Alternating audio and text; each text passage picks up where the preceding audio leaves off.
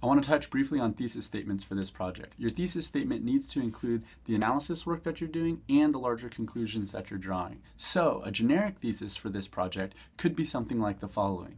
Nike uses the propaganda techniques of glittering generality and transfer in order to create a positive impression for their customers. However, these techniques, as much as they're effective, are also a bit immoral as they allowed Nike to hide some of the business practices that they use, especially those practices connected to sweatshop labor. Period.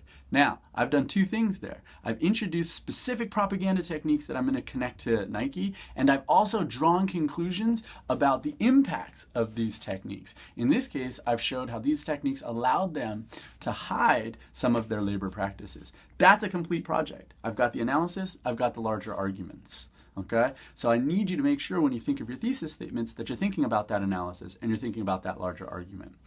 Please take a look at the next video. That'll have to do with what you should include in the analysis. Thanks.